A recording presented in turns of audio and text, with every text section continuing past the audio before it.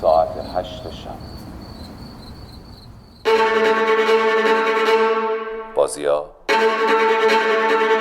گاه و بیگاه پر از پنجره های خطرم. دود و تهران، ریبن و آبادان.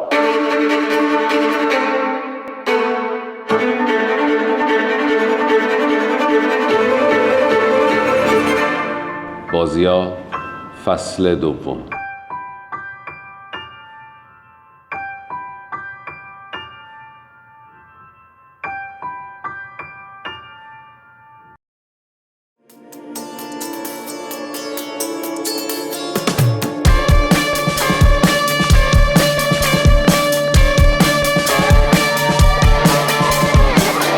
میدونی مردا چرا زودتر از زنا میمیرن؟ انسان صادق در یک روز به 40 حال درآید، منافق 40 سال در یک حال. یا باید خوب زندگی کردید یا باید خوب جدا شد.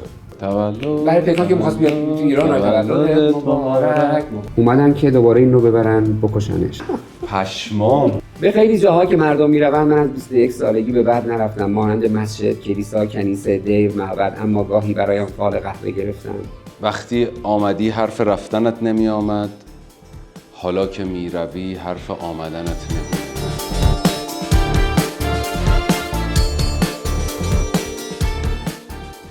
ویتا بیوتکس شما را به دیدن این برنامه دعوت می‌کند.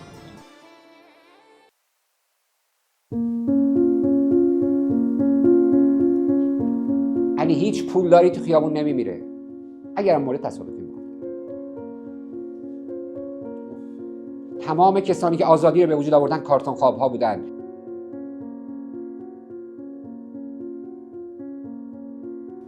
میگه این همه پلیس برای چه در خیابانن مادر؟ میگه میخواهند ما را بشمارن. میگه من دست‌های آنها کاملا اینطوری نیست. میگه من دست‌هایشان رو نمیبینم. میگه آنها با تفنگ‌هایشان میخواهند ما را بشمارن. میگه من نمیخواهم مرا بشمارند مادر. میگه عروسکت را بغل کن عزیزم، ما اگر همدیگر را بغل کنیم آنها نمیدانند ما چند نفر هستیم و هیچ تفنگی نمیتواند 80 و چند میلیون بار شلیک کند و بدون تاوان هیچ کس به هیچ جا نخواهد رسید. افغانستان اگه دست کرزی نبود، دست اشرف غنی نبود، اگر آمریکا نمیومد اگه اینطوری است، خیلی اوضاعش فرق می‌کرد. خیلی به نظر من راه بهتری ما رفته بودیم. تازه شروع کردن واقعی ترین تاوان‌ها رو الان دارم میگم. واقعی ترین تاوان‌های ما علی عزیز در گذشته ایران هیچ وقت به اندازه این 1 سال و نیم نبوده.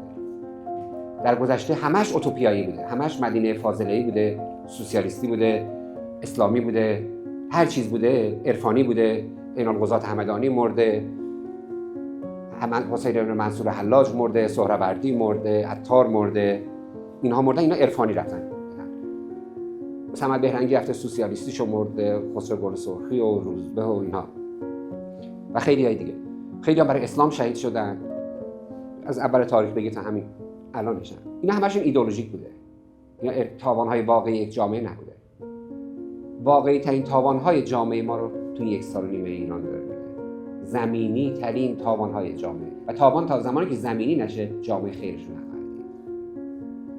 جامعه ما یک جامعه اوهامیه، یک توهمیه که تو آسمان از آسمان بیای فرج حاصل کن. کجا فرج حاصل شد؟ خودت باید کار بکنی. چه فرقی بین انسان اروپایی و ایرانی هست؟ ما نباید تاوان بدیم، ما خودمون رو با اونا قیاس کنیم. نه، باید بمیریم.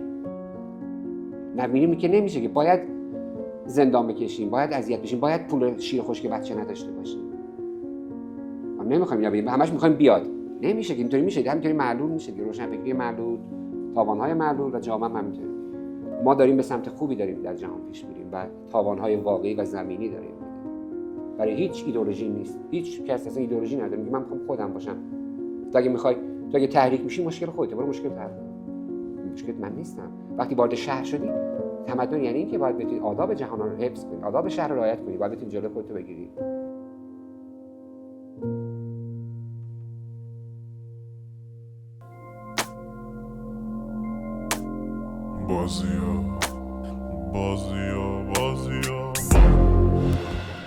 بازیا. من چند روز پیش با یکی از رفیقام داشتم صحبت میکردم و فکر میکنم مثلا متولد 77 78 با هم گپ میزدیم بعد گفتم که بریم یه قهوه‌ای بخوریم. رفتیم بریم یه قهوه بخوریم. گفتم این مسجد رو می‌بینی؟ مسجد اصولگراهای شهرک غربه. درست اون طرفش یه مسجد اصلاح طلبای شهرک غربه. اونا برای روحانی شادی میکردن، اینا برای رئیسی. این دوران انتخابات خیلی اینجا عجیب و غریب بود. گفت اصولگرا یعنی چی؟ گفت بعد توضیح دادم براش. گفت بعد اصلاح طلب یعنی چی؟ گفت ببین من یه چیز بگم، من پارسال در اعتراضات همش تو اعتراضات بودم ولی من نه برای اینا نه برای اونایی که تو میشناسیشون، برای اینکه خودم باشم رفتم اعتراض کردم. و دقیقاً دیدم شما زدین تو خودشون. تو فضای مجازی بیشترین چیزی که ازش فحش خوردین چی بوده؟ از اینکه چرا مثلا در مورد زن‌ها صحبت می‌کنیم، مثلا چرا میگی واژه مرد باید از ادبیات ایران حذف بشه؟ فحش دادن بخاطرش. بله. بازیتون توی دفترچه یادداشت خیلی بازی فوق‌العاده‌ایه. دمتون گرم. من اولین بار که دیدم در جمع چند تا از دوستام تو خونه من نشسته بودیم داشتیم میدیدیم و یکی از رفیقام گفت خب خلاص خدا رو شکر انتخاب خوبی کردن، اردشیر تو نقش خودش بازی کرده. خب شاید هیچ کس اون موقع، منم که زیاد شناختی نسبت به شما نداشتم، گفتم واقعا گیه؟ گفت مگه نمیدونی؟ به جون خودم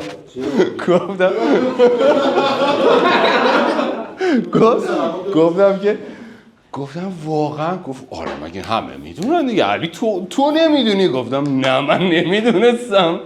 گفت آره نقش خودشو بازی کرده. بعد موقعی که قرار شد گفتگو کنیم و یه خورده من جستجو کردم و یه خورده رفیقام پرسیدم، امین به شما زنگ زد، با هم گپ زدیم، همسر دارین؟ بچه دارین؟ اصلا یه چیز زنگ زدم به اون رفیقم گفتم فلان شده، بی خودیم ایستگاه ما رو گرفته بود. گفت به خدا من تا قبل از اینکه تو به من بگی فکر می‌کردم ایشون اینجوری. جان چقدر جالب، و چقدر خوب بازی کردین که این همزاد پنداریه اتفاق افتاد. فکر نمی‌کنه اردشیر زن و بچه داره و شرایطش، این به خاطر بازی درخشانه. مرسی. آفرین. راست چپ براوو بابا. علی عزیز در مورد این کار بگم، بعد از این من بازیگر خواهم بود. من تا حالا بازی نکرده بودم قبل از این سریال. صبور بودن ما بی نتیجه خواهد ماند، تو با گذشت زمان با وفا نخواهی شد. خیلی قشنگه. آفرین. آره و شما گفتیم نگه داریم تو برنامه بخونیم، شما خلافشو خوندین. آره یه بایاتی ترکی هست که میگه تو از نیامدن خسته نمیشوی، من از خیره شدن به راه. ببینیم کی از رو میره، کی عشقش بیشتر. آره به خدا. امروز یه همین شاعرش رو یادم رفته ولی حتما شما میشناسین که میخواهی برو میخواهی بمان، رفتن تو از آمدن دیگران. ابراهیم جعفری. آها استاد من. رفتن تو از آمدن دیگران بهتر است. آره گفتم وقتی آمدی حرف رفتنت نمی آمد، حالا که می روی حرف آمدنت نمی آید. اولین باری که صدای گامهایت را دوست نداشتم وقتی بود که می رفتی. قشنگ بود. آره خیلی از زیبایی ها تلخن. آره انگار ما هم مریضی داریم توی عرفانمون، تو شاعرامون. یعنی من میگم یه دیوان شمس انقدری نوشته شده تو فراق، یعنی هر شکلی هر شعری ما میخونیم هی فراق توش داره. شاعرامون عاشق فراق بودن. نه علی از این بحث اصلا متفاوته، وارد این بحث نشیم چون که اصلا بحث آکادمیک میخواد و اینجا من میخوام بحث میکنم پاسخگویی نیستش که مثلا بخواد بگه چرا اینطوری، من فکت بیارم در مورد مثلا شاعرای دیگه صحبت بکنم اینا. نه فقط خلاصه بگم که اصلا زنی دیده نمیشده تا همین الانش هم دیده نمیشه زیاد. اینا همش شعرها رو برای مردها گفتن اصلا. خیلی از این آره پیرهن چاک و اینا همشون زنن. زن هیچ کدوم زن نیست، همشون مردن اینا. غزل خوان و صراحی در دست و زلف و اینا همش برای مرده، برای زن نیست. هیچی دیگه. خب میخوای ولش کن اصلا راجبش بیشتر. نه اصلا می‌ذاریم. یه سری جملاتی شما دارین که در فضای مجازی خیلی همرسان شده و وایرال شده به قول امروزی ها، مثلا مثل بزرگترین دشمن انسان خودشه. میخواین راجبش توضیح بدین؟ آره دیگه، انسان از خودش سقوط میکنه علی عزیز. انسان اگه از درونش به اون قناعت رسیده باشه هیچ کس نمیتونه بزنه. خیلی ها تو زندانن ولی آزادن، خیلی آزادن ولی زندانیان، چون درونشون زندان. اینو من از پولاکورد شاعر دانمارکی یاد گرفتم. میگه به قفل بیهوده خشم می‌ورزی، درهای همه زندان‌ها از درون باز می‌شود. تا زمانی که با خودت صلح نرسی، به صلح نرسی، نمیتونی با جهان بجنگی. تو برای چی با خودت آشتی نتونستی بکنی، گذاشتی کنار اون. الان با خودت به آشتی، به صلح رسیدی. برای اینکه بتونی از عهده جهان بیای، باید با خودت به آشتی، به صلح برسی. باریکلا. یه جمله دیگه، حواستون به عواقب کارهایی که میکنین باشه. دلی که شکست هیچ وقت مثل قبلش نیست. راههای کهنه هیچ وقت به مقصدهای ما نمیرسید. آره اینا زیاده. بعضیا تتو کردن. نه بابا. آره اون روز یکیشون رو دیدم تو خیابون. آره بود. من خیلی وقت آیرس نمی نشونم داد. در میان راه به مقصد رسیدم. هرکشی روز نمیرم دیگه شوکه شدم. واه کار به کجاها کشیده. و اینا رو من یاد گرفتم از مردم. ولی 99% حرفای من حرفای دیگرانه. من یاد گرفتم و بعد شخصیشون کردم. یک جور ترجمه معاصرشون کردم. حرفای کمی از خودم دارم، من یاد میگیرم. از خیلی یاد میگیرم. مثلا تو شیراز یه بار مهران ده بزرگی 10 سالش که اینا رو میگیم. خواهش میکنم معاصرشون میکنم. مهران ده بزرگی داشتیم. بله گفتش که اما حرف مرد نباید یکی باشه. فقط حرف احمق باید یکی باشه. یعنی چی بخوام؟ حرفم یکی است. آدم باید رشد کنه، باید یاد بگیره دیگه. من بعدها دیدم حرفی که میزنه جنید بغدادی 1200 سال پیش گفته بود انسان صادق در یک روز به 40 حال درآید، منافق 40 سال در یک حال بماند. این تصور من اصلا عوض کرد از کلمه موافق، منافق، دشمن، از همه چیز. آدم ها صادق نیستن، ما خیلی ها صادق نیستیم. دچار تبلیغات شدیم، از گذشته هم بوده ها.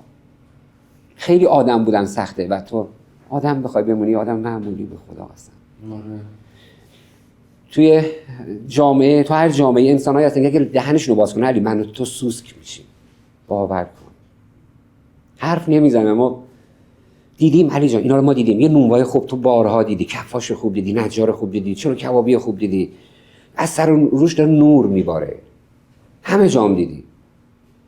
فرق هم نمیکنه. تو مسلمونش هم دیدی، تو کمونیستش هم دیدی، تو یهودش هم دیدی، تو مسیحیش هم دیدی، تو بهاییش هم دیدی. تو بابیش هم دیدی. ولی حرف نمیزنن اصلا. عمل میکنن. ما عمل کم داریم علی. مشکل جامعه ما عمله. ما حرفیم. ما سلاطین حرفیم تو این مملکت. مشکل من از همینجاست. ما کارکن میخوایم تو این مملکت. این همه راه، این همه جاده ها، این همه اتوبان ها، این همه برج ها، این همه معادن، این همه کارهای مهم، نیروگاه ها. من میشناسم اینها رو. اینا کسانی که 100 سالشونه، 90 سالشونه. یکی از دوستان مثلا سازنده اتوبان تهران کرجه. نزدیک 100 سالشه.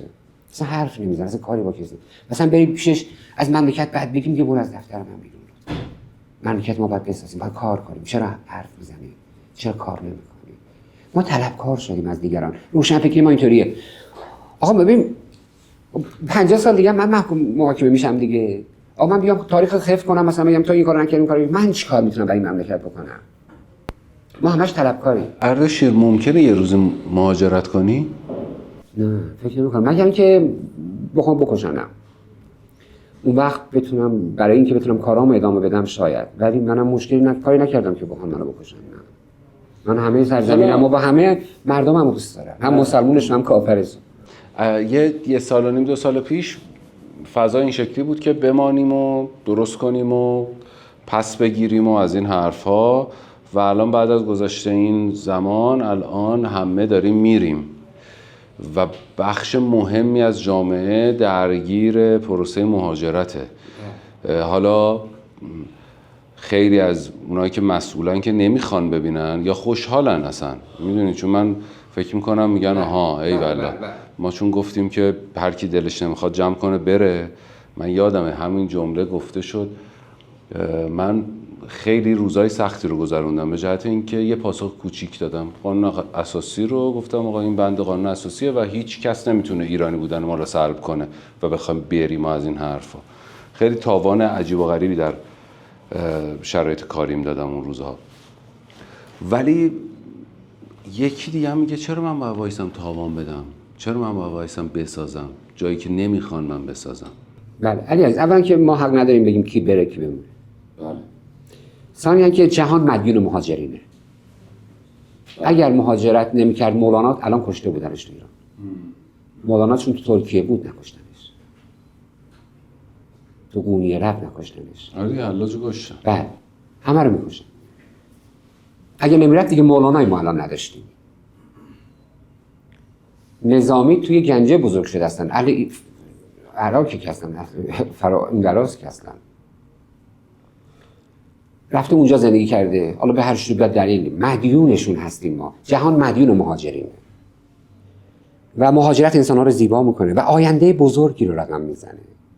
چون تو مهاجرت ما دردهامون رو حمل میکنیم، ما شادی‌هامون رو، ما زخم‌هامون رو، باورهامون رو، رنگ‌هامون رو، جنسیت‌هامون رو حمل میکنیم و آینده بزرگی به دنیا میاد. ازدواج‌های خانوادگی اصلا نتیجه زیاد خوبی ندارن. چقدر ما می‌خوایم انسان‌های دیگر رو نبینیم. چرا ما با یه سرخپوست ازدواج نکنیم، با یه جامائیکایی، با یه آفریقایی؟ چقدر جهان قشنگ‌تر میشه. و دردهامون رو تقسیم کنیم. علی عزیز، امروز ایران وجود داره، کشورهای دیگه وجود دارن. 50 سال دیگه وجودی نخواهند. 100 سال، شاید 200 سال دیگه وجودی نخواهند داشت. ما در یک فضای مجازی زندگی می‌خواهیم که کشورها مجازی خواهند شد. اینا چیزای خیلی کمی خواهند بود. خیلی نمی‌خوام بذارم ما به این سمت بریم، ولی انسان خواهد رفت. در آینده نرودا میگه من فقط پوسته زمین را میشناسم و میدانم که بینام است. یا ابوالحسن خرقانی میگه هر خاری بر هر انگشتی در هر جای جهان برود بر انگشت ابوالحسن رفته است. جانم.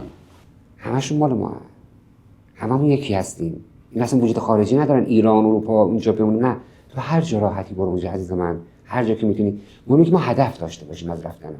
نریم اونجا گیر کنیم بدتر بشه اوضاع.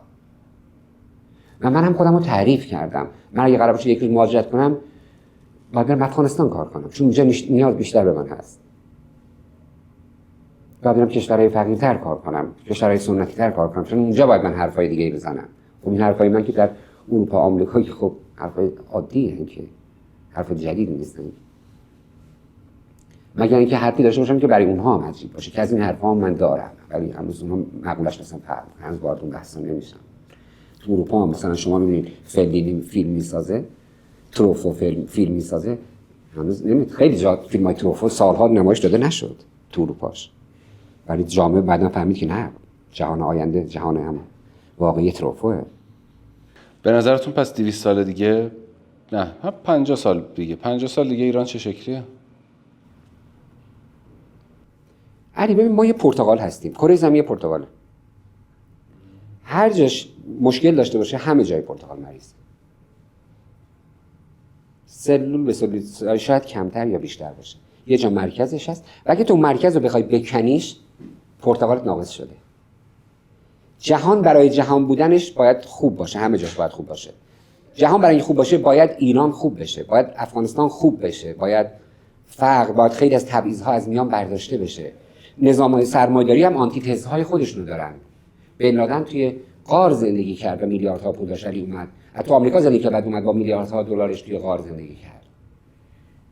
آنتی‌تزهای خودشونو دارن. جهان برای اینکه بخواد خوب بشه نمیتونه ایران بد باشه و جهان خوب باشه، افغانستان بد باشه و جهان خوب باشه.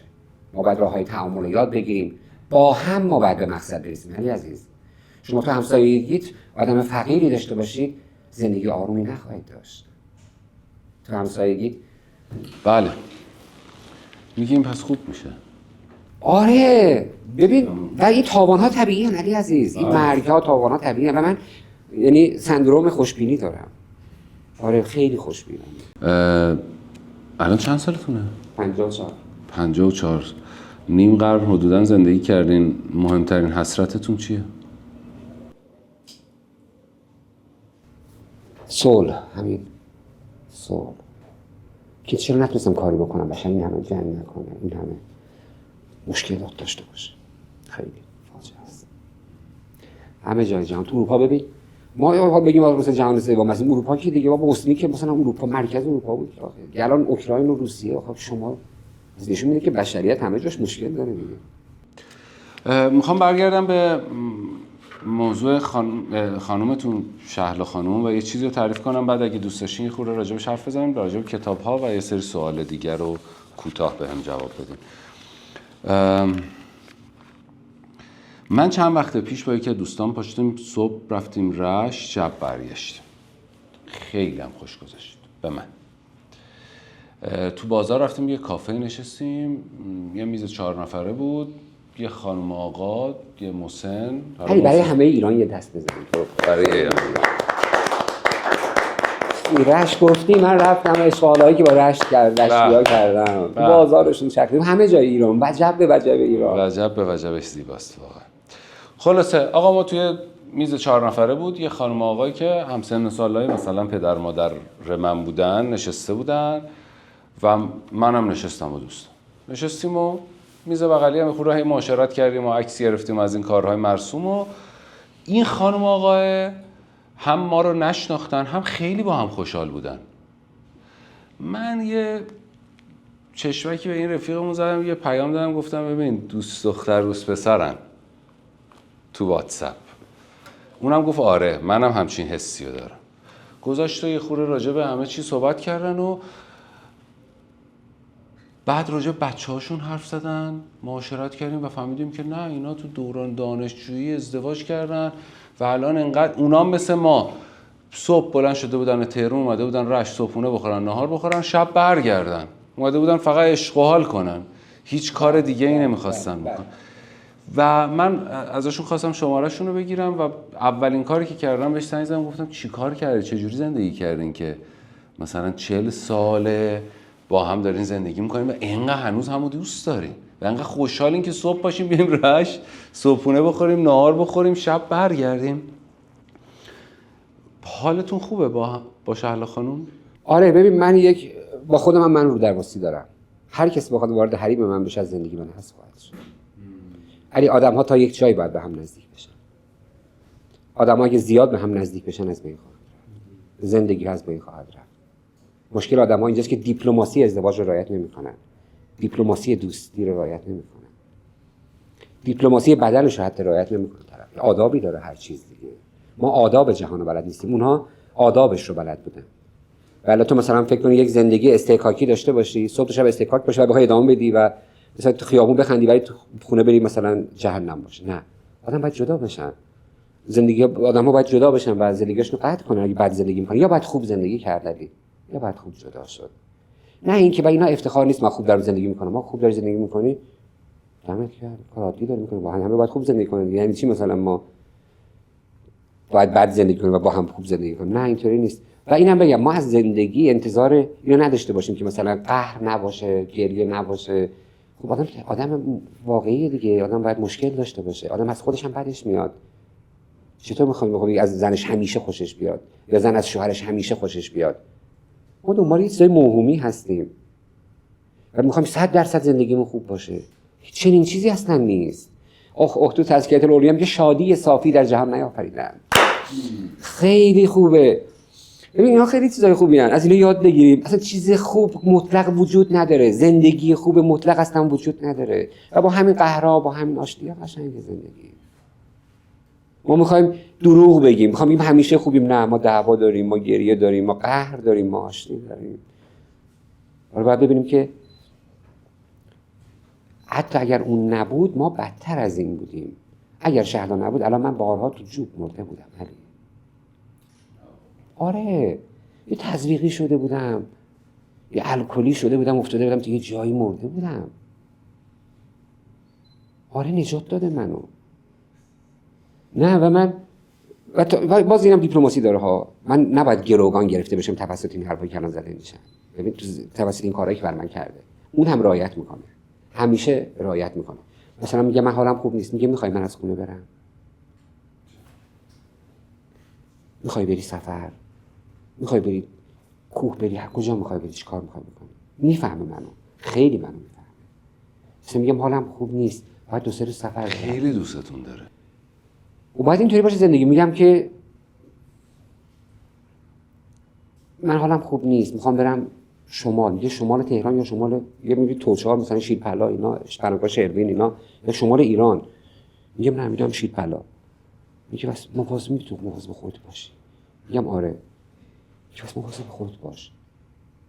آدم‌ها به تنهایی نیاز دارن. به نظر من علی هر زندگی در سال حالا تقسیمش بکنن 1 ماه تقسیمش کنن 30 روز رو زن و مرد باید از هم جدا زندگی کنن. به خاطر فردیت خودشون، به خاطر فردیت خودشون، به خاطر فردیت اون شخص مقابل، به خاطر زندگی. آدم‌ها هیچ وقت نباید به هم نزدیک بشن. اگر نزدیک بشن همه چیز فرو خواهد ریخت. و اگر این اتفاق رخ بده شاید فردا جدا بشیم اگر نزدیکی از رعایت نشه. ولی نمک نشناس نباید بود. ما قاطی میکنیم، فکر میکنیم خب من الان همه چی دارم دیگه، خب روزای سخت چه یاد نمیاد، چه روزایی داشتی، هیچ کس در دنیا نبود کمک کنه. مرام داشته باشیم، یکم روتی باشیم، یکم معرفت داشته باشیم. ما انسانا بی معرفتی شدیم، خیلی وقت دیگه اسم معرفت از دست دادیم. بله. راجب خیلی دارم کیف میکنم لحظه به لحظه شو. راجب کتابایی که لطف کردیم بر من هدیه آوردین صحبت میکنیم. حاج من وقتمون کمه علی. این داستان‌های اتفاقات زندگی مثلا زندگی کردم همه جا رفتم، یک بخش کوچیکش مثلا بگم در مورد یکی از دوستان بود، بچه بود، حبیب تو تبریز. همه چیز رو نوشتم توش. حبیب 12 سالش بود و ما با هم رفیق بودیم. پدرش مرد. این 5-6 ماه نیست شد. بعد از 5-6 ماه که اومد ما خیلی با هم عیاق بودیم و من خیلی دوستش داشتم. وقتی اومد انقدر مشمئز کننده شده بودیم بشر، من اصلا نتونستم باشه ارتباط بگیرم. علی یقه رو باز کرده بود، زنجیر طلا انداخته بود، بچه 13 ساله. انگشتر طلا، ساعت طلا، تسبیح دستش، بعد پاشنه کفشش رو خوابونده بود. فکر می‌کردم مثلا 40 ساله شده، لات شده. نوشتم که خانواده‌اش نقش پدر را بعد از پدرش به او داده بودند. آدم‌ها باید نقش خودشان را ایفا کنند. پس از چند ماه هم کشته شد، چون بیان که بزرگ شود بزرگ شده بود. بچه‌ها رو بزرگ نکنیم، ولی بذاریم بچه‌ها بچه بمونن. بچه‌ها اگه بچگی نکنن خفتشون میکنه بچگی در جای دیگه. من یکی از دوستام رفته بود تفنگ بادی برای بچه‌اش خریده بود. بچه 2 سالش دختر، خب بچه 3 سالش دختر، تفنگ بادی بچه 3 ساله، تفنگ اصلا بچه دوست نداره که دختر اونم 3 ساله برای خودش خریده بود. یادش رفته که اون بچه بودیم دنبال تفنگ بادی بود. و بچه‌ها میورد پشت بوم به بهونه که بچه می‌خواد شلیک کنه خودش اونور دودکشای مردم رو می‌زد. خب شکل زشتی پیدا می‌کنه اگه بچگی نکنه، اگه نوجوانی نکنه، اگه جوونی نکنه، جامعه بیمار خواهد شد. بذاریم همش مثلا یکی میمیره میگیم سالار همیشه به یاد هستی با تو کشتیش، بابا تو دیروز اگه تحویلش میگرفتی اصلا خودکشی نمی‌کرد طرف. حرف مفت میزنیم، توجه نمی‌کنیم به خیلی چیزها و از آدم‌ها توقعات عجیب غریبی داریم. آره این کتاب در مورد اینجور چیزهاست و آدم‌هایی که دیدم. و یه دوستی داشتم که پزشک بود، رفت خودکشی کرد. این همه چیز داشت، تیپ داشت، پول داشت، مقام داشت، کرسی داشت تو اروپا، خودکشی کرد. علی آدم‌هایی که خیلی آدم نجیبی بود، خیلی شریف بود، خیلی مهربون بود. اینو میخوام بگم که حتی نزدیکترین آدم‌ها به ما هم حرف‌های نگفته زیادی دارن. ما فکر می‌کنیم آدم‌ها رو می‌فهمیم و می‌شناسیمشون. شاید تو همین جمعی که الان هستیم نفهمیم مثلا 2-3 ساعت پیش چه بمب درون یک هر کدوم از اینها شاید منفجر شده باشه که می‌خواسته مثلا بره تموم کنه اصلا خیلی چیزا رو. برای همین نوازش جامعه کار روشنفکر باید افسرده بشه خودش، ولی به جامعه افسردگی نده. دردشو بکشه، درد جامعه رو، تا جامعهش نکشه. بریزه تو خودش تا نریزه تو جامعه. ما همش میریزیم، روشنفکرمون افسرده میشه، فیلسوفمون افسرده میشه و انتظار داریم جامعه خوب باشه. علی انتظار داریم مردم مؤدب باشن. آیت اللهش میاد تو خیابون مردم میگه گاوگوساله، به بعد منو دعوت کرده که آریست ما میخوایم در مورد انسانیت بیلبورد بزنیم تو شهر. برو به آیت الله یاد بده به مردم درست صحبت کنه. آیت الله پدر یک جامعه است، روشنفکر پدر یک جامعه است. حرف دهنتو بفهم آقا، گاوگوساله چیه داری میگی به مردم؟ لیدرها افسرده میشن، آیت الله افسرده میشن، بددهن میشن، بیادب میشن، روشنفکرها بیادب میشن، افسرده میشن، جامعه رو افسرده میکنن. ببخشید جامعه خشمگین، ناراحت، بیادبه. اینم جمله های فلسفیمه، جالب. اینا خیلی دوست دارم. آره. کیشو هر کدوم که دوست دارم. خیلی از خطاهای آدم‌ها رو قدرتشون پوشونده. خیلی پول دارن و با پولشون فکر میکنن شخصیت هم دارن و مردم اونا رو نمیبینن. کارهای خوب آدمای ضعیف دیده نمیشه. اما اون مثلا یه 1000 تومانی به کسی میده، سری بولد میشه، میره اونجا بیا اینو بگیر، همه هم فیلم میگیرن ازش. من یه روزایی به رفیقام میگم این جمله رو اگه نیچه گفته بود الان همتون حس می‌کردن. من گفتم باید بگیرید. آفرین. دقیقاً همینه. باور کن همینه. نقطه ضعف ها خیلی قوی هستند. شاید ضعف های ما رو زنده نگه داشته. علی جان این هم بگم خیلی مهمه. به فانتزی افراد احترام بذارید. یکی سیبیلش یه جور تاب میده، یکی ریشش یه جور تاب میده، یکی عمامش گجکی میذاره، یکی عباش یه جور میپوشه، یکی نعل میپوشه، یکی کتونی میپوشه. آقا اصلا هر طوری هستی باحاله. یکی موهاشو میریزه بیرون، یکی مثلا شلوارش یه جور دیگه است. اینا فانتزیه. یکی ناخنشو بلند میکنه، یکی ساعتش هر روز یه ساعت دوست داره بپوشه بزنه بکنه مچش، یکی عینکشو. اینا قشنگن. جهان با اینا قشنگ. یکی جور کلاه دیگه میذاره یکی. دنیا بدون اینا علی خیلی زشت میشه. وارد این خصوصیات ریز افراد نشین علی. یکی ناخنشو بلند کردی بهش نگیم چرا ناخنت بلند کردی علی تمام ستون اون رو همون ناخنشه. اگه بگیم فرو خواهد ریخت. وارد این فانتزی ها نشین. فانتزی های آدم ها خصوصی ترین ستون هاشون هستن که اگه دست بهشون بزنی فرو خواهد باشید.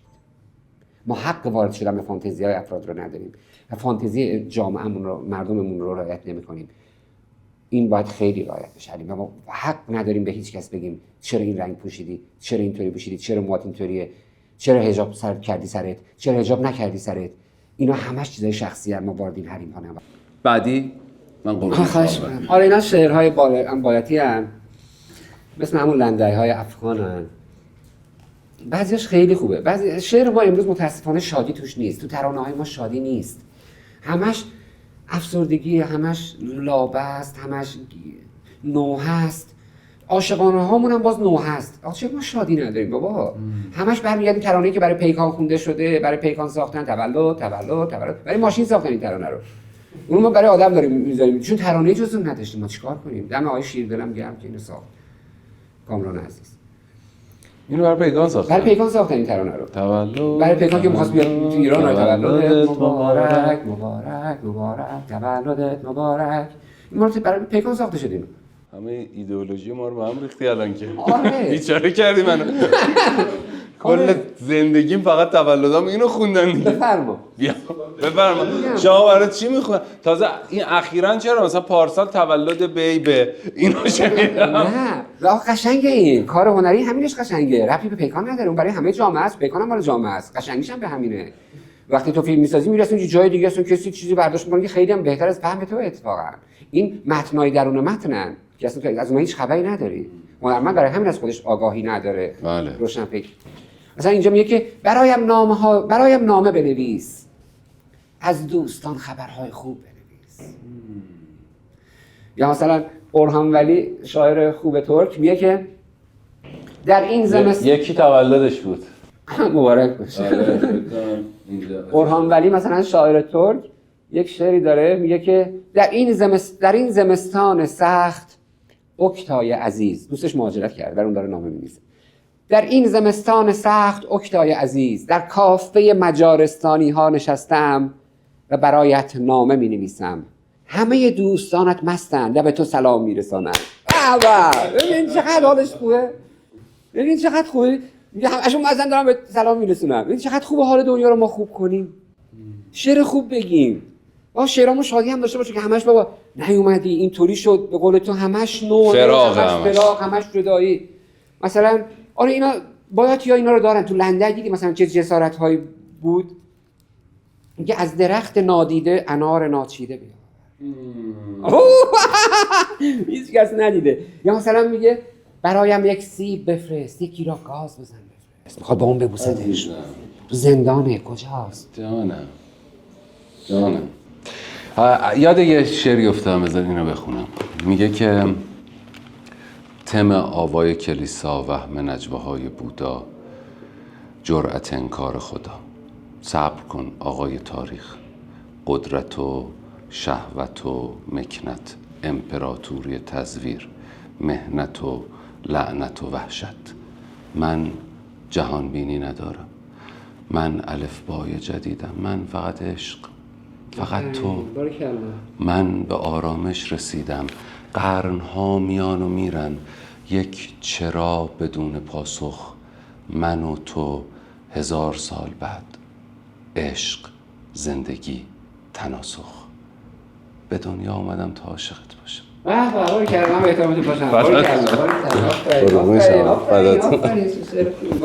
بله این مال من نیست مال نه دکتر حفظش. آره.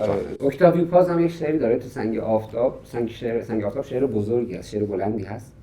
یک جاش میگه که وعظ مهرها و کاوچوها که انسانی را از انسانی دیگر جدا میسازند، همشون قراردادی میخوان بشن. معمار آینده، کشیش، قاطر تعلیم و تربیتی که دندانهای سیاه مصنوعیش در آب مقدس میشوید، نظامی، پلیس، معمار آینده، همه اینها فرو میریزند وقتی دو تن یکدیگر را در آغوش میکشند. به دوست داشتن جنگ است، همه درها را میگشاید. دوست داشتن عریان کردن فرد است، از تمامی اسمها هیچ اسمی دیگه اونجا وجود نخواهد است. آخریش هم توضیح بدیم برامون. آره و من سوالم مونده. اینا هم تلنگرن دیگه. آره تلنگرایی که به جامعه میخوام بزنن. آره بزنید. مثلا یه بار یه آقای منو سوار کرد، موتوری پیک موتوری، بعد دیدم کم بود ما رو بزنه زمین. گفتم داشتیم می‌خوردیم زمین. گفت یه گربه داشت رد می‌شد، نخواستم به اون بزنم. این چه انسان شریفی. یه جا وایساد، پیاده شد، پشت چراغ وایساد، پیک موتوری پشت چراغ وایساد. خیلی حرفه. آره رفت اون بر یک پیرزنی بود بهش پول داد. گفتم چی بود؟ گفت گداست اینجا. من هر وقت میام یه تومن بهش میدم. صحبت ما 10 15 سال. 1000 تومن به اون دادم. این پیک موتوری چیکار می‌کنه؟ تو این همه انسان شریف پشت چراغ وایسادی، بعد گربه رو نخواستی بزنی، پیرزنه رو رفت. اینا رو نوشتم تلنگر. رفتش بود گفتش که بله این ماجرام فرق می‌کنه. اینو من متأسفانه باید سریع شما رو برسونم برگردم، چون فردا باید برگردم جایی. گفتم کجا باید برگردم؟ گفت باید برگردم زندان. گفتم برای چی؟ گفت من قاتلم. گفتم یعنی چی؟ گفت من آدم کشتم. گفتم یعنی چی تو آدم کشتی؟ گربه رو نمی‌خواستی بکشی؟ گفت بله. پیاده شدیم، ما رو بهتون عرض می‌کنم. پیاده شدیم نشون داد بدنش رو 16 تا چاقو خورده بود. گفت یکی داشت منو می‌کشت. من اینو هول دادم، سرش خورد به رگولاتور گاز و مرد. من از خودم دفاع می‌کردم. 16 تا قال یکی دو تا رو آروم کردمش نزن آقا 16 دیگه داشتم تموم می‌کردم واقعا. با زور آخرم اینو هول دادم. کلهش خورد به رگولاتور گاز و افتاد مرد. و من شدم قاتل. و الان 13 14 سال من زندانم. و اینا هم خوشبختانه به احترام میذارم، میدونن که من واقعا با نیت این کارو نکردم، من ناخواسته بوده. تو ما رو رضایتیم و اینا پول جمع کنیم و اینا. و من میام پنجشنبه جمعه به من مرخصی میدم، من کار میکنم برای خانواده‌ام. آره این تلنگرها هم اینجور اتفاقای زندگیه. آقای اردشیر سوالای من رو نه کیف کردیم. این سوالا رو باید کوتاه جواب بدیم. هی برام سوالا. به کدوم مرد تو تاریخ حسودی کردیم و عمیقاً دوست داشتین تا جاش باشیم؟ مرد؟ فرد. دیدم الان پارم. یعنی 2 دقیقه ادامه میدادم پاره شده بودم. ناظم حکمت یک شعری میگه به خیلی جاها که مردم میروند من از 21 سالگی به بعد نرفتم، مانند مسجد، کلیسا، کنیسه، دیر، معبد، اما گاهی برایم فال قهوه گرفتند. به زنانی که دوستشان داشتم وفادار نماندم، اما پشت سر دوستانم کلمه حرف نزدم. به خاطر کودکان دروغ حرف زدم، به خاطر دوستانم دروغ حرف زدم، گاهی هم بی سبب دروغ حرف زدم. به خاطر زنها حسادت کردم، اما به چاپلین ذره‌ای حسادت نکردم. آره به خاطر دخترایی که زنایی که دیگه اونها حسادت کرده ولی به چاپلین حسادت نکرد. ولی من انسان‌های خیلی زیادی دیدم، تو یک نفر نمی‌گنجن اینها. خیلی زیادن. یکیشو بگیم. یکیشو بخوام بگم افتخار کردم ولی حسادت نکردم. افتخار میکنم من به حسادت نمیکنم. به کی افتخار میکنی؟ به خیلی ها، مثلا تو خارجی ها، مثلا یان استریت شاعر بزرگی یونان. آها به ایرانی ها خب حافظ که خیلی بزرگه. اگه بخواید با یه نفر همین الان از تاریخ ایران این القدرت همدانی چقدر جالب میگه. این تو بغداد میکشن پایین تو منبر مبحث ابلیس شناسی رو مطرح میکنه و میکشن پایین میکشنش. میگه ابلیس فرشته ناآگاه خداوند نبود، او استاد عبادت فرشتگان بود و هر سجدهش 70 سال طول میکشید. و اگر بگوییم که خداوند ناآگاه بود و از اختیاری که به ابلیس میداد نمیدانست ابلیس چگونه استفاده خواهد کرد، کفر گفتیم. خداوند بر همه چیز آگاه است. خداوند اختیار داد تا او استفاده کند و اگر استفاده نمی‌کرد هم کافر شده بود. ابلیس دو سرباخت شده بود. اگر ابلیس را لعنت کنید، ابلیس خوشحال می‌شود، چون تحفه حبیبش خداوند را به او می‌بخشید. مگر نه این است که حریف کهنه گلیم حبیب را خوشتر می‌دارد تا به دیبای رقیب. ابلیس لعنت را خوش می‌دارد و درود را ناخوش. باریکلا. و این 1200 سال پیش این حرف رو بزنید تو منبر. چه ویژگی هم مادرتون یاد گرفتین؟ مادرم خیلی به تنهایی خودش یه چیز بود، روابط عمومی بود. هیچ نژاد و هیچ رنگی براش معنی نداشت واقعا. فارسی رو بهتر از من صحبت میکرد با اینکه ترک بود. و سوادش خیلی کم بود. لهجه نداشت تو فارسی مادرم. من لهجه دارم هنوز. مادرم نداشت. و دلیلم داره که خب ما توی کرمان و بندرعباس و زاهدان و تهران و اینا زندگی کرده بودیم، ولی زمانش زیاد نبود. ولی مادر تونسته بود.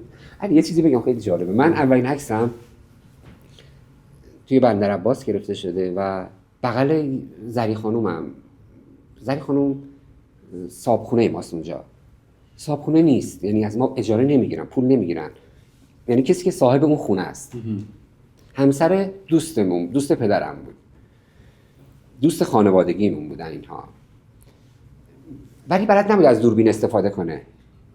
مادرم منو میده به بغل اون و من 6 ماهمه و در بغل یک زن غریبه عکس از من گرفته شده. مادرم جاودانه کرده منو بدون که خودش جاودانه بشه.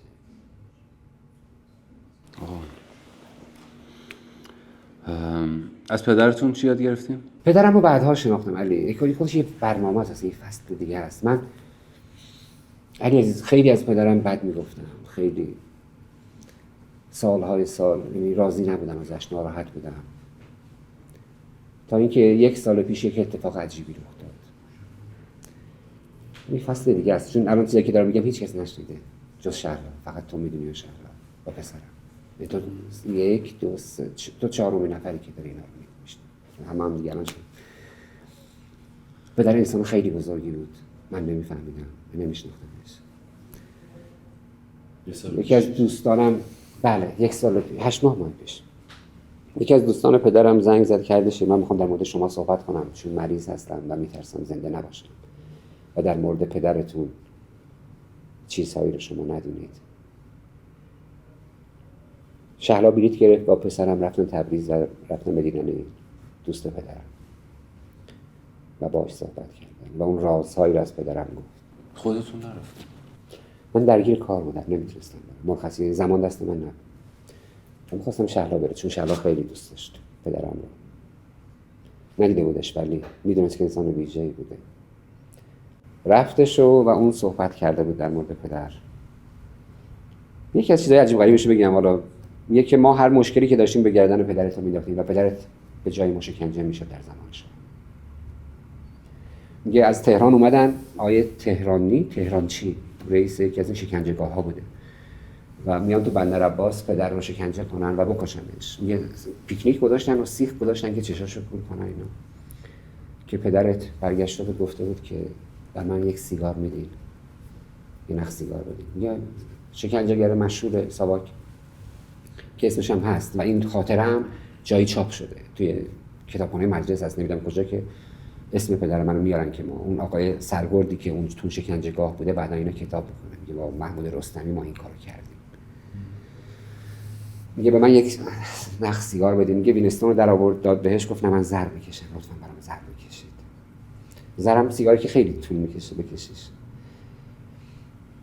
میگه رفتم برای سیگار زر گرفتن آوردن و کشید، یکشو کشید، دومی رو یه صندلی لهستانی رو برگردون و دستشو گذاشت روی پشتی صندلی لهستانی و سیگار زر رو روشن کرد گذاشت رو دستش.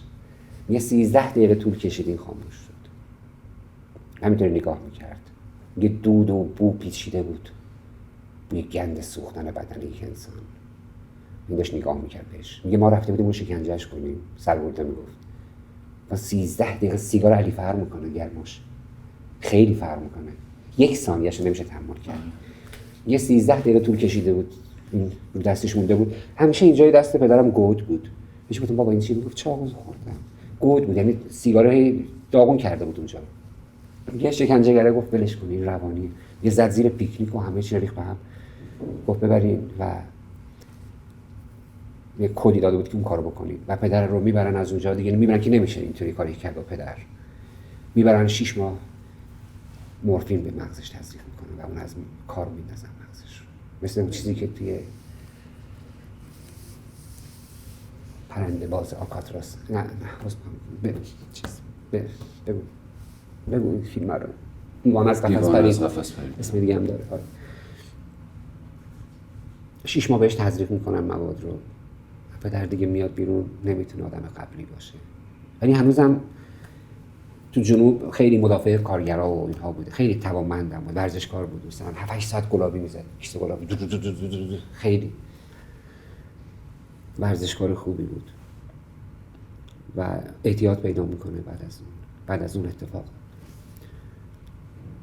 بعد این دوست پدرم میگه که ولی اومدن که دوباره این رو ببرن بکشنش، چون هنوز حرفش برو داشت و هر کس پولش رو بهش نمیدادن این فقط یه تماس میگرفت که پول مردم رو بهشون بدین.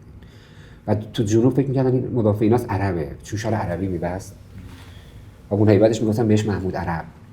تو جنوب ایران خیلی مشهوره بین آدمای 60-70 سال به بالا. بعد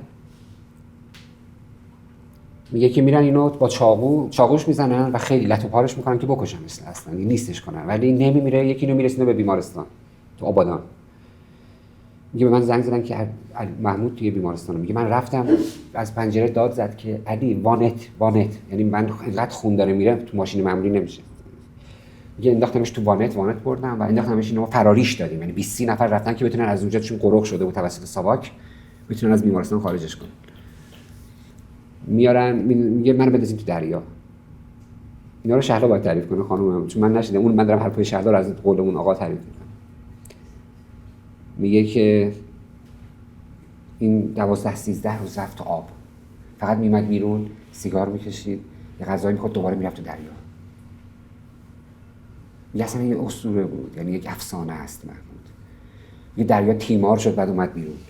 که اومد بیرون همه زخماش خوب شده، نه آمپولی بزنه نه داروی چیزی. میگه تمام چاقاش خودش درمان کرد. میگه همش 12-13 روز این تو دریا رفت، فقط میگه غذا میخورد، سیگار میکشید، یه حتی خوابش هم تو دریا میکرد. من نمیدونستم پدرم انقدر بزرگ بوده و من خیلی در موردش اشتباه فکر میکنم. حتی آدم ها در مورد نزدیکترین افرادشون هم اشتباه فکر میکنن. منظورم اینه. بله مرسی که انقدر امن بودم که بگین. من قربون شما برم اون مطلبا رو بغل کنم. مرسی.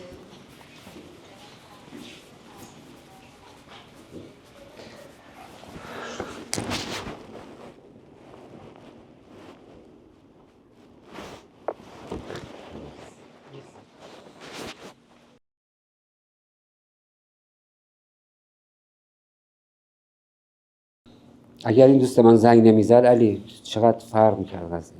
آره خیلی فرق میکرد. پسرمو که دیده بود علی، اون آقا دوست پدرم گفته بود بیشتر از اردشیر به بابا بزرگ شبیه. آره و پسرم از اون روز عوض شد، همسرم، من. و پسرم میگه که بابا هر مشکلی که هر کس برام تعریف میکنه، هر اذیتی که کشیده، نمیدونه من نوه کیم، نمیدونه پدر بزرگ من چجوری زنده مونده و تونسته این کارو بکنه.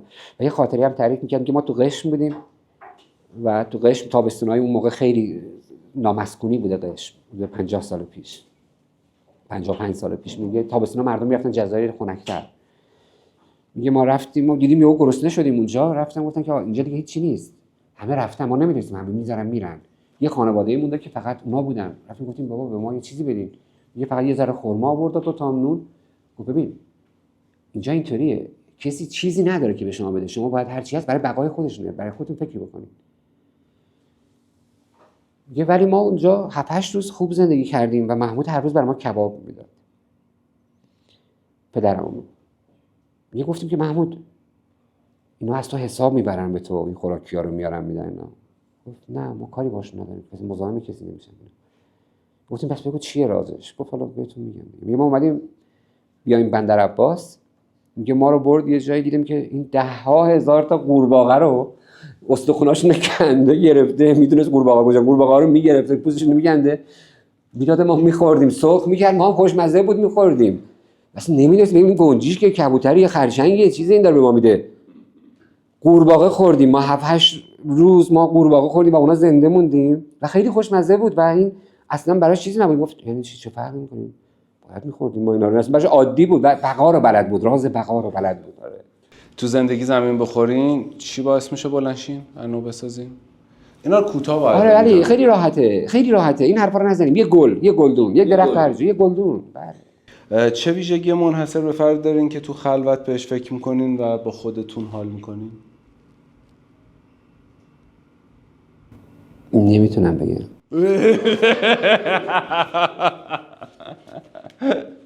ما حد زدیم. بگم نمیشه که از اولین شما نمیتونید پخش کنین. از اولین باری که عاشق شدین و یادتونه چه آسیبی دیدین؟ آسیب ندیدم. یادته هنوز؟ آره مسخره بود، عاشق نبودیم که بابا. تو تبریز تو 200 نفر رفتیم عاشق یه نفر شده بودیم. آره ولش کن دیگه. آره 12-13 سالمون بود رفتیم عاشق یه نفر شدیم. رفتیم نه واقعا این مودش چی، رفتیم نگاه کردیم الکی گفتم فایل چی شده اینطوری. همتون عاشقین. اگه یه فیلمی بخوایم بسازن مستند از زندگی شما؟ نه بارها اومدن نذاشتن. نمیذاره. حالا اگه خواستن با چه سکانسی شروع میشه به نظرتون؟ نمیتونم بگم. من فهمیدم اینو. من فهمیدم. مهمترین ویژگی یه مرد که بقیه هیچ وقت نمیفهمنش. همه میدونین دیگه. چی؟ حرفای نگفتهش. آره. دردهایی که هیچ وقت نمیتونه بگه. چند وقت پیش با یکی از رفیقام صحبت میکردم، اینو نوشتم توی پستم. بعد گفت میدونی مردا چرا زودتر از زنا میمیرن؟ گفتم چرا؟ گفت به خاطر اینکه خیلی حرفاشونو نمیگن و تو خودشون میریزن. آره پدر من اگه میگفت قضیه اینطوری نمیشه. هیچ وقت نگفت. هیچ وقت نمیگفت. هر کس هر جرمی میرفت میکرد میگفت محمود رستم محمود کرده. پدر منو میگفتن به جای اونو میبردن زندان. در حالی که پدر من به هیچ ایدئولوژی اعتقاد نداشت اصلا. انسان شریفی بود. خب فرض کنین که اردشیر رستمی الان توی سال 1403 یا 402 فرقی نمیکنه به دنیا میاد و یه وایس ازش، یه وایس اردشیر رستمی الان میتونه به اردشیر رستمی که 403 یا 402 به دنیا میاد بگه. چی بهش میگین؟ متوجه شدین سوال؟ بله. ای کاش اسم نداشتی. ای کاش هیچ انسانی اسم نداشت.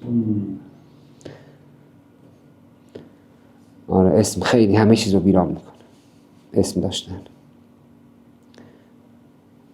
کی بینام 1 بینام 2 بینام 3 همه بینام بودیم؟ نه اونم باز اسمه. اونم کدم باز یک اسم دیگه. تو کدم بگی مثلا BCHL مثلا اینا همش کدن دیگه باز. اوی؟ نه من کاری با ناتوانی‌های جهان ندارم که من. آره من چیزی که تو ذهنمه میگم دیگه. آقا خیلی خوش گذشت کنار شما. مرسی عزیز. دم شما گرم. ما یه هدیه ناقابلی رو خیلی برای شما. نه بابا زحمت نکشید. آقا این هدیه ما مرسی عزیز. ویتابیوتکس یه سری ویتامیناست. اینم یه دستگاه خیلی بامزه است. من خودم تازه امتحانش کردم. مرسی.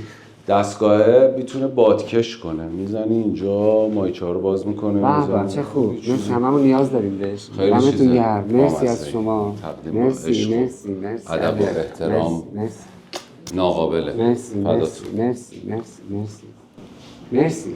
خیلی ممنون. میگه بی خود شدم لیکن بی خودتر از این خواهم، با چشم تو میگویم من مست چنین خواهم. من تاج نمیخواهم، من تخت نمیخواهم، در خدمتت افتاده در روی زمین خواهم. آن یار نکوی من بگرفت گلوی من، گفتا که چه میخواهی؟ گفتم که همین خواهم. به مرسی مرسی علی عزیزم. آفرین آفرین. چقدر خوبه. باریکلا باریکلا. فکر نمی‌کردم انقدر ادبیات بدونی، انقدر شعر بلد باشی. باریکلا باریکلا. آفرین آفرین. مرسی فداتون بشم. مرسی مرسی. بچه‌ها همتون خسته نباشید. دم شما گرم.